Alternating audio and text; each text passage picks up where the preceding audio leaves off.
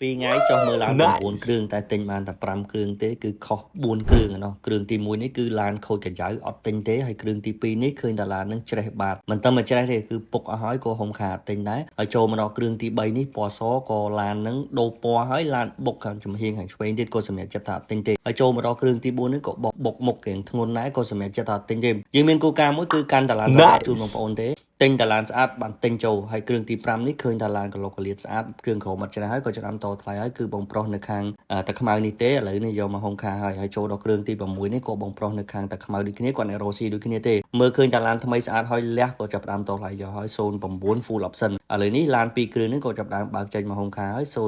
0709ហើយគ្រឿងទី7ទី8នេះគឺព្រុស08ហើយនឹងព្រុស09ពណ៌សឡានរស់ស៊ីដូចគ្នាក៏ឡានស្អាតក៏សម្រាប់ចិត្តតែយកដែរហើយគ្រឿងទី9នេះដែរគឺអតិជនចាស់របស់យើងក៏យកមកលក់ឲ្យយើងឥឡូវនេះបាទថ្ងៃនេះគឺដើរមើលឡាន9គ្រឿងត្រូវតែបានតែ4គ្រឿងទេ2គ្រឿង3គ្រឿងទៀតគឺប្រភេទឡានស្ទើក៏សម្រាប់ចិត្តថាអត់ទិញទេឥឡូវនេះបាទយើងយកមកដល់ឃ្លាំងហុងខាវិញអស់ហើយ5គ្រឿងឯណោះ07 08 09ពណ៌សពណ៌ប្រផេះបងប្អូនដែលសងបានឡានស្អាតៗអ្នករុស្ស៊ីស្មោះត្រង់ណាបងប្អូនអាចអញ្ជើញមកមើលបានប្រភេទឡានស្ទើហុងខាដែលមានប្រវត្តិទិញចូលឡានស្ទើទេអញ្ចឹងបងប្អូនអាចទុកចិត្តបានសុំពីរៀបចំប្រហែល2 3ថ្ងៃទៀតហើយបងប្អូនចាប់អារម្មណ៍មកគ្រឿងណាក៏អាចអញ្ជើញតាក់ទងបាននៅហុងខាដែរអរគុណ